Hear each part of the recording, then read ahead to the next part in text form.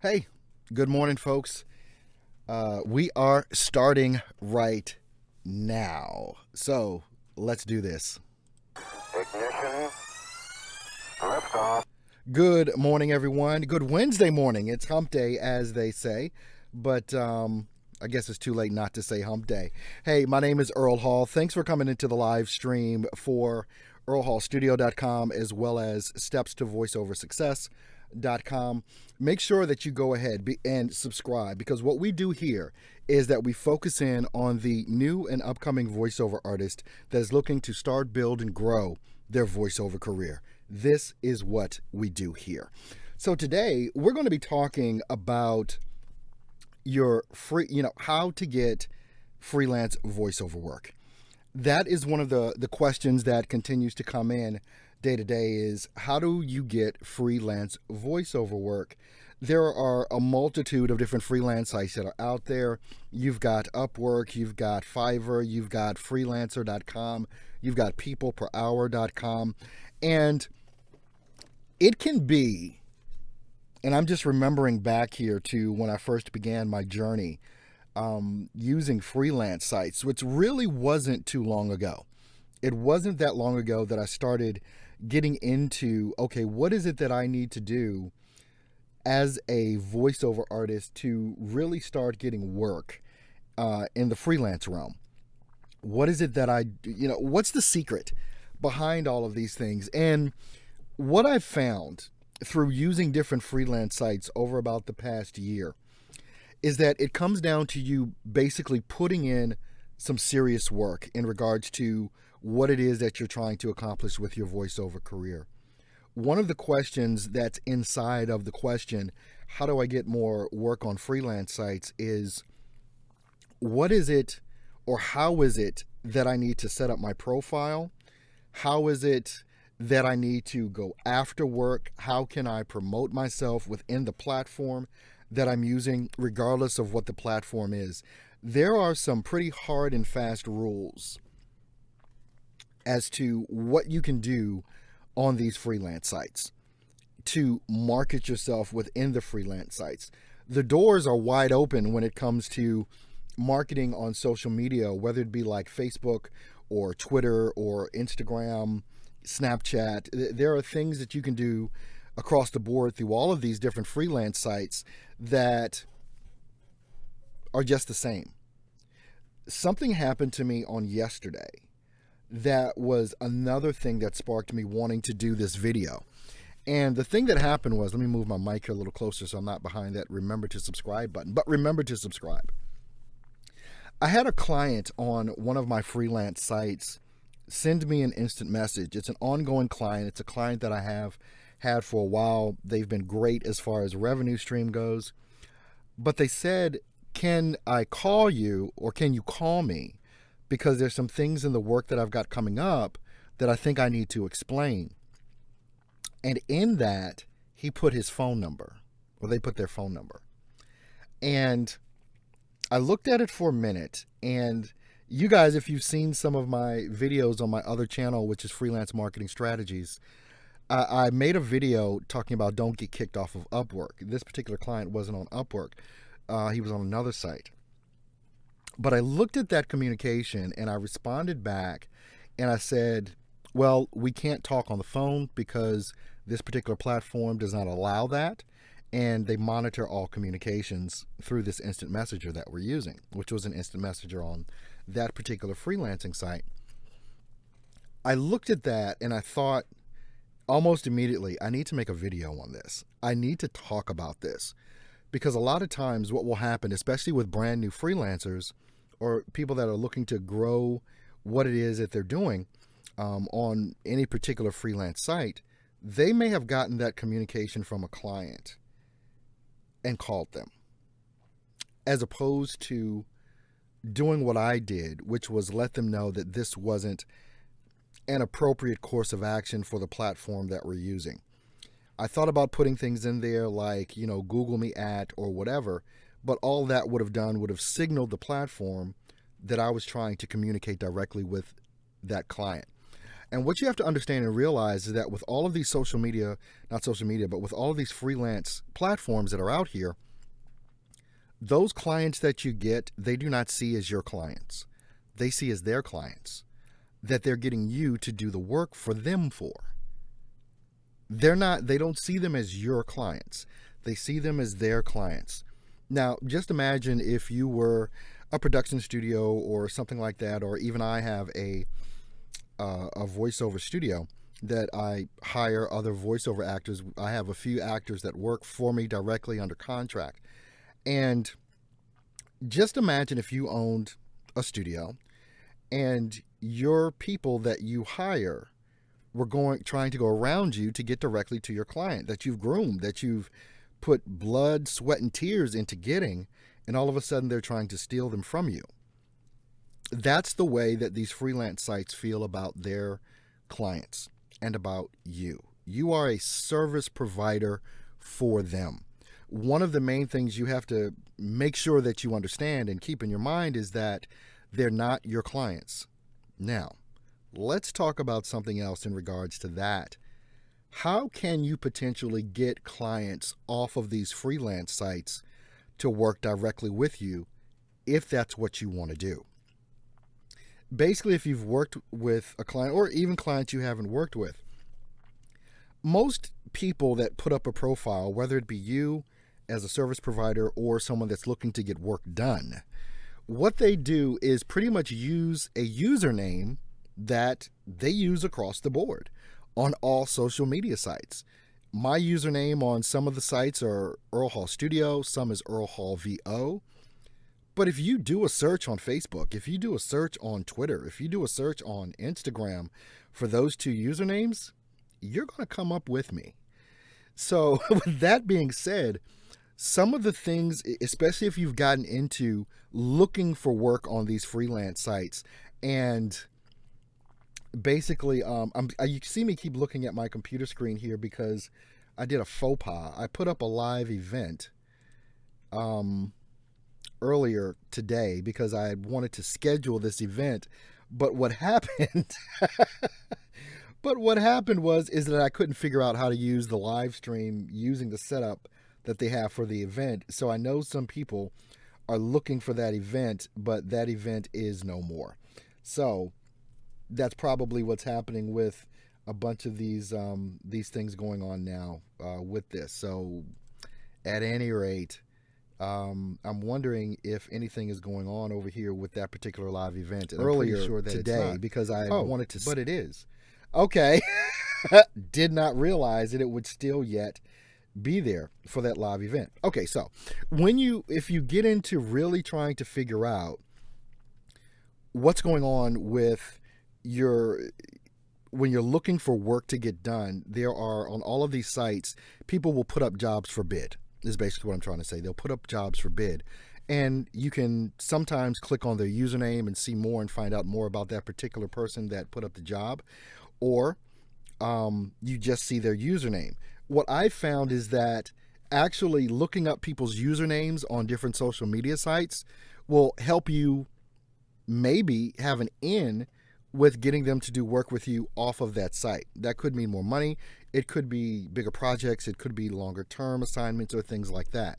Now, the thing is, you still yet want to be careful with that, because if you do that, it could still potentially break the agreement that you have with that particular freelance site. So you want to make sure that you're not breaking those agreements if you do things like this. But this is a way to try and get more information about the person that you're doing work with on that.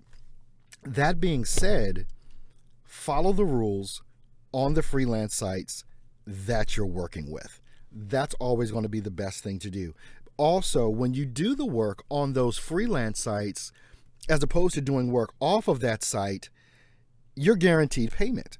The payment is already made. When someone submits a job, and before you start working, their credit card or whatever has already been deducted the amount that they're supposed to pay you. And that freelance site is holding that in escrow, basically, until that job is completed by both of you. You say it's done, the client says it's done, boom, they've got that money put into your account for that particular freelance job.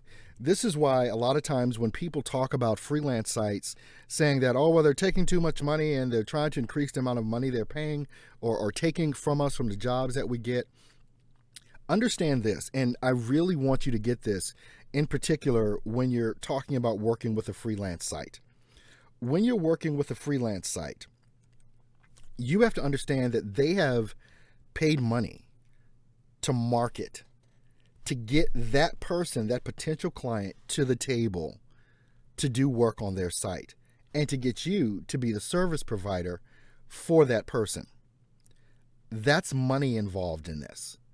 It's money that you don't pay. It's money that you don't have to worry about doing marketing with or anything like that. So that's one of the same reasons that I talk about email marketing and doing your own marketing, and why some of these sites, whether it be freelance, but more in particular, the pay-to-play sites, take advantage of the fact that you don't know how to market. They make it seem super easy for you to get work on those sites. But we all know, especially in the voiceover community, that it's not always that easy to get work on these particular freelance sites. Now, so how do you get more work on these freelance sites? I'm doing a little refresh here on my screen with that. If you've got any questions, make sure you can put them in chat. You can put them in the comments section of this video or whatever. I respond to everything. When you want to get work on these freelance sites, the thing to make sure that you do, and let me stop this over here again as well. Thanks for tuning in. To get work on these freelance sites, there are a couple of different secrets that you've got to be aware of. And I say secrets because no one seems to really understand or know how to employ them. You want to make sure that you're participating in the site. And by that, I mean, be sure that you are putting in bids every day. At least 1 to 5. 1 to 5 bids. Some of the sites have a limit on how many bids you can do a day, or you can purchase the ability to do more bids or things of that nature. But you want to participate in the site and make sure that you're putting bids in. That signals that freelance site to know that you're really interested in doing work. If you just sit back and you're waiting for someone to send you an invitation or request that you do a job for them, that's not participating. That's sitting back and waiting for the work to come to you.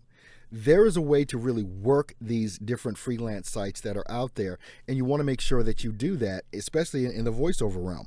You want to make sure that you're participating in the site. Also, you want to bump it up a notch. Participate in the community. Your community that's there, or the community of the target audience that you're going after. Let's just say authors for audiobooks. If you're interested in getting work on these different freelance sites, you've got to be actively participating in what's happening. If you're just coming into the stream, the live stream here, thanks for tuning in. Make sure that you subscribe to the channel if you haven't done that already. If you've got a question, go ahead and type that in. Also, let us know who you are and where you're from. Would love to know that in regards to who's participating in the live stream on this morning. We're talking about getting work on freelance sites, getting voiceover work on freelance sites. Now, you want to participate not only in doing bids every day. If you really want to game the system on these freelance sites, you've got to be putting in bids. And then to even bump that up further a notch, you want to make sure that you are participating in the communities, in the blogs. You want to give give value or add value to the blogs or the community posts that are there. That will also get you noticed by that particular genre. If you're going after authors for audiobooks, if you're going after video production people, hey, Valente Voiceover, okay, he's got a question here. What if the jobs posted on the sites don't match what you do? For example, a Fiverr, a lot of buyer requests asked a lot of work using accents. I don't do or ask for female when I am male.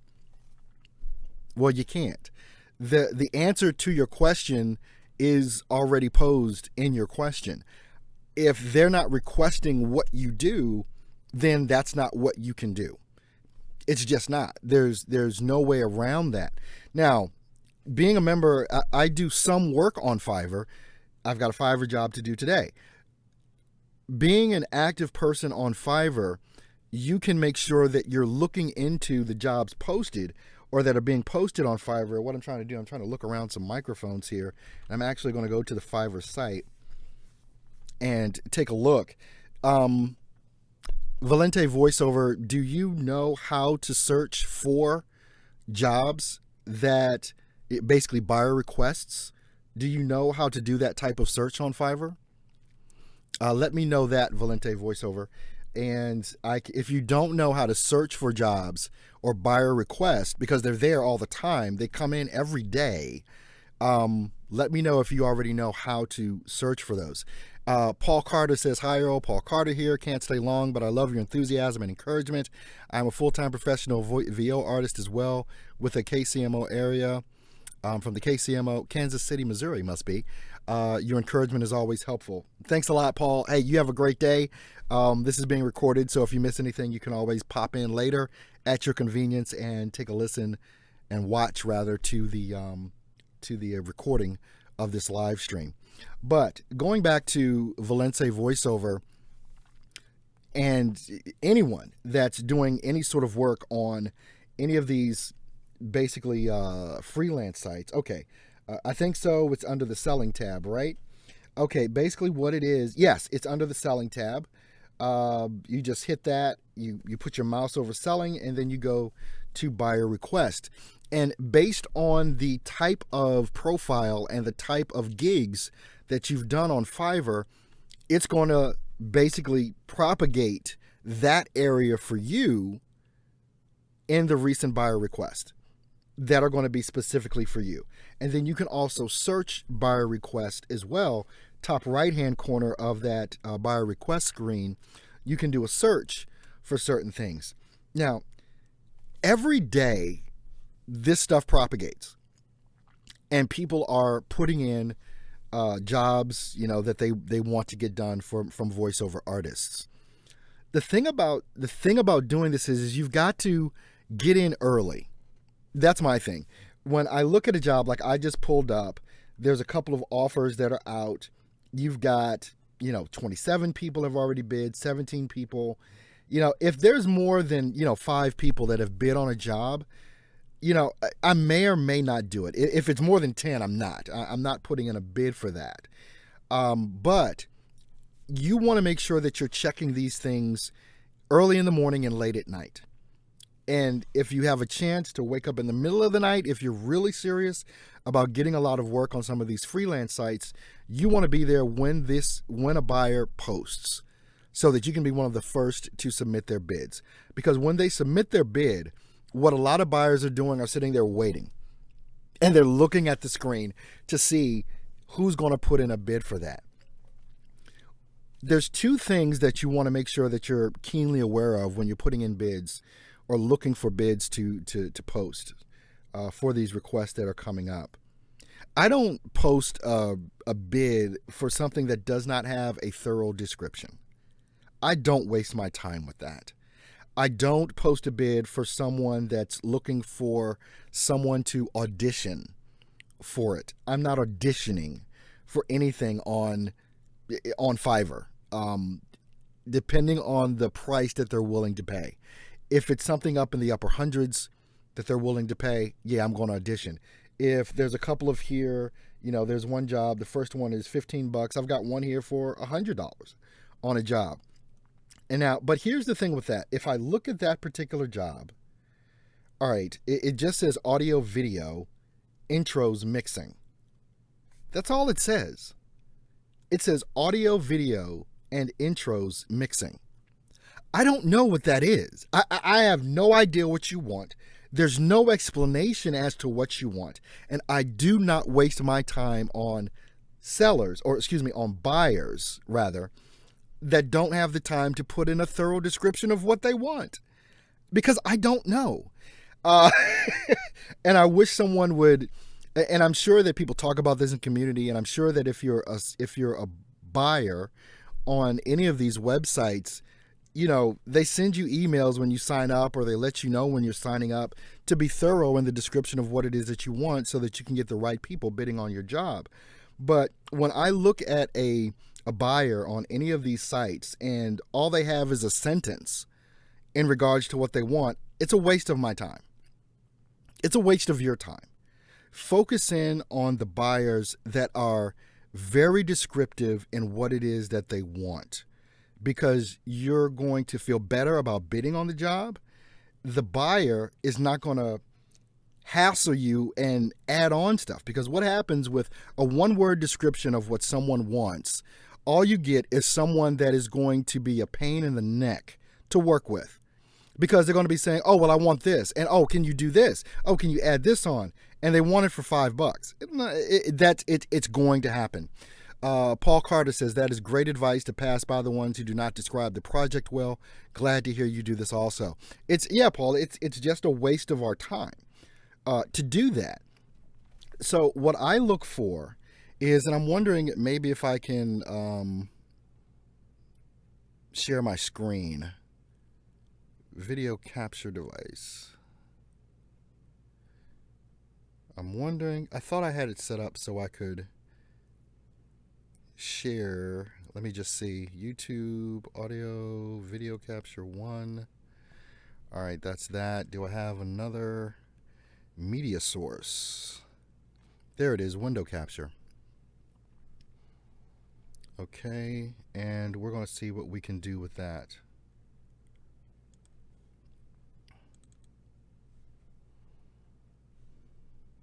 Okay.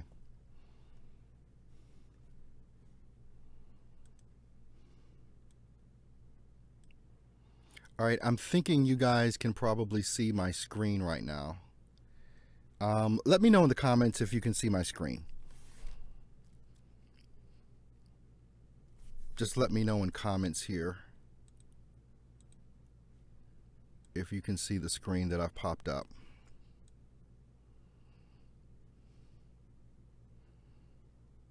And I'll wait for you to let me know if you can see my screen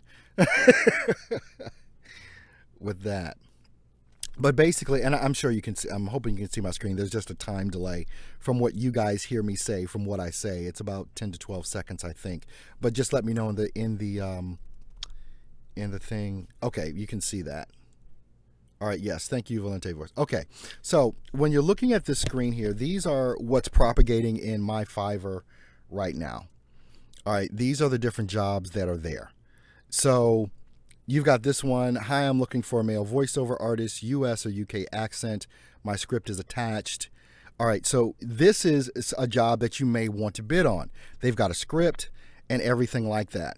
If they're asking me for a audition, it's probably not going to happen for $15. I'll pass it by. Looking further here, you can always see, okay, what they're looking for. Male radio, English American. This one is an American voice. They don't have a budget for this. So my understanding, or it's not my understanding, it's my thought. It's my thought that when people don't put a budget, they're looking to basically have us bid down. They're looking to us to make it cheap. And this one only has 4 submissions. So basically, if I want to see more, I can see more. Just looking through. All right, this is the script. This is the script that he's put over. So basically, what is going to happen is that you're going to get a lot of people that are going to submit an audition. They're going to take a part of this and they're going to submit an audition. I leave it to you to decide what you do in regards to auditions. I don't like doing auditions on a site like Fiverr. That to me is a waste of time. If you've been to my Fiverr page and you've seen or heard my demos, then that should be enough. I'm not going to audition for you. This is not a pay-to-play site. We're not making, in most cases, you're not going to be making hundreds and thousands of dollars. I'm not going to audition for this. You need to pick a voice. That's my personal opinion. If you're just starting out in freelancing, you may want to go ahead and audition if you're not getting if you're not getting work yet. But every single morning, what you want to do is, or every single night, I would say twice a day. And if you're really at it, middle of the night, go in and take a look at buyer's requests, because these come in at all times of day. This first one here that's got 5 offers, this may have come in a couple of hours ago, so people haven't really looked at it. This one, the second one, 4 offers have come in, but you got this one, 27 offers have come in. I'm not doing that. 17, I'm not doing that. 12, we've got one here for 28. I'm not doing that. I'm not even looking at it. So that's kind of what you want to look at when you're trying to decide if you want to bid on a job. Paul says if you get a good response that a company might have work later, but then you do not hear anything for a while, do you make contact again sometime later? And what do you put in that secondary email? This is, email marketing question from Paul. This is when I do email marketing, there's a method to my madness here on the whole email marketing thing. And that's a very good question, Paul, because what we do a lot of the times is we send out an email and we expect an immediate response. But that normally does happen, but to get the work, it doesn't. When I do email marketing, there's a couple of different responses that I get. Hey, got your stuff? Heard your demo? We'd love to work with you. Give me a call. Or what's a good time to talk? That's the best thing that you want. The second sort of response that I get, hey, got your stuff? We're going to put you on file for when we need work like this done in the future. The other type of response that you'll get, we don't use voiceover artists. Thanks. Those are the typical 3 responses that you'll get.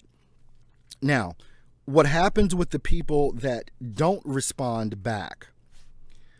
I look at email marketing and I kind of put it akin to when you were in high school and trying to get the girl. That's kind of how I look at it. If you went up to a girl and said, hey, would love to take you out on a date, what do you think? She's going to say one of 3 things, just like the responses that you get back in your email from potential clients. Hey, would love to. You want to go out this Friday? Or, let me think about it. Or, no way, we're not going out. Those are your 3 responses. The second response is always the one that gives us the most trouble. Let me think about it, or, hey, I'll put you on file. What is it that you do? Those people that took the time to respond back and say, I'll put you on file or keep you in a file, what you want to do is set them up to send them, you immediately respond back is basically what I do. When those people say, I'll put you in a file, immediately respond back and you say, hey, is it okay if I contact you in the next 30 to 60 days? Just to touch base. Send that email out. Some of them will respond back. Yeah, sure. Shoot me an email in 30 to 60 days or whatever. And make a note, or if you're using a service like I use, like Nimble, I use Nimble for a lot of my email marketing.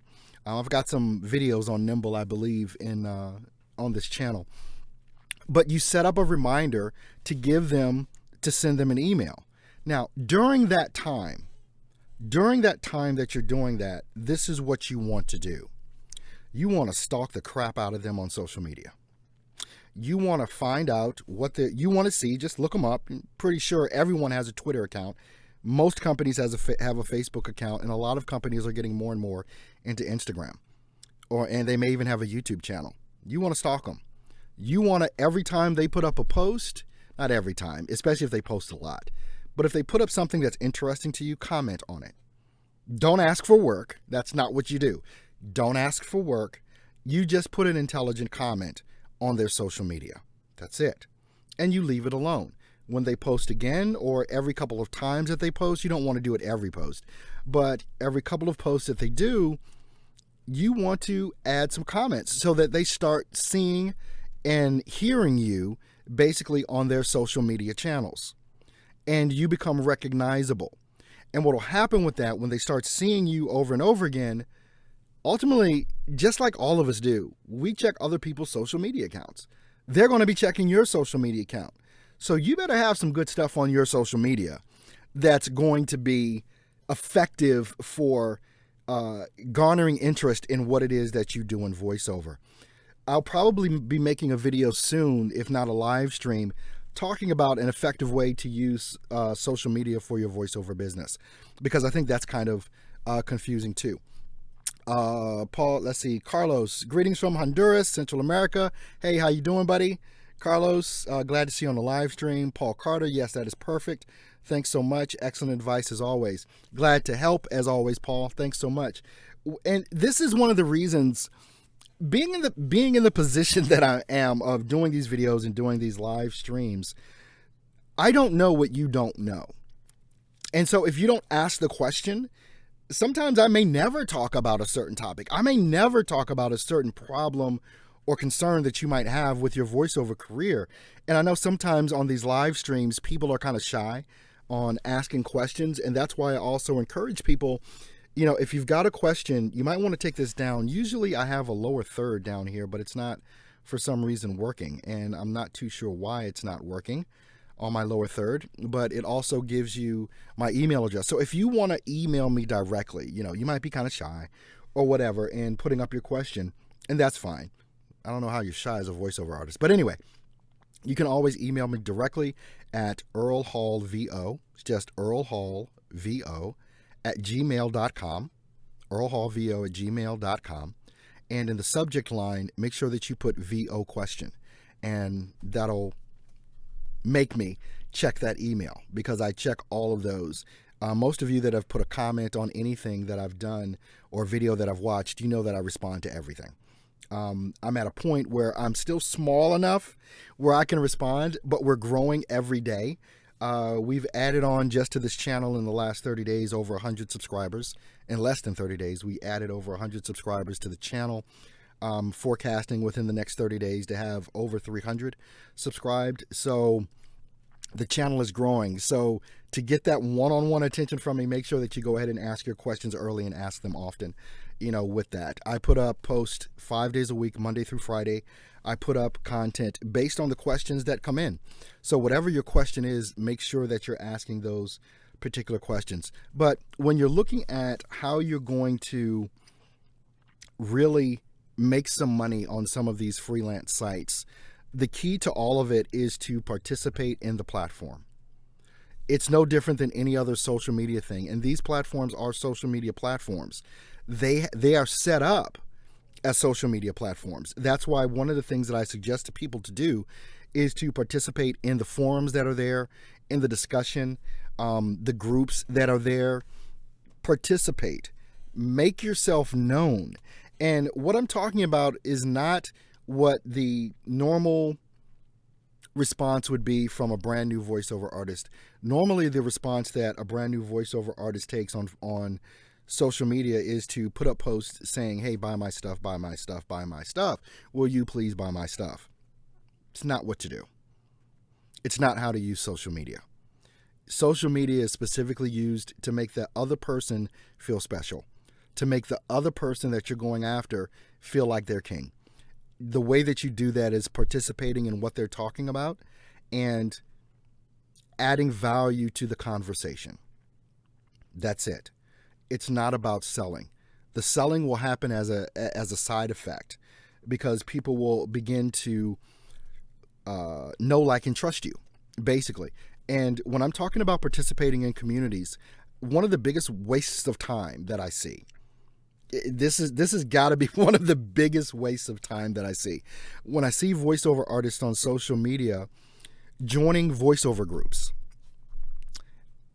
they join all the voiceover groups on Facebook. You know, they join the voiceover groups on Twitter. They join the voiceover groups in LinkedIn, and all of a sudden they start posting links to their site, advertising that they do voiceover. Now, I don't know what the disconnect is, but if you're joining a voiceover group, why would you try and sell inside of a voiceover group? It makes absolutely no sense at all. We're not buyers. We're not the buyers. You want to join groups in the genre of voiceover work that you want to get. If you're into explainer videos and doing voiceover for explainer videos, you want to join explainer video groups. You want to become an active participant in what's going on in those groups. And in those groups, you don't want to post, hey, buy my stuff. All you want to do is post responses and intelligent comments that add value to the conversations that are going on.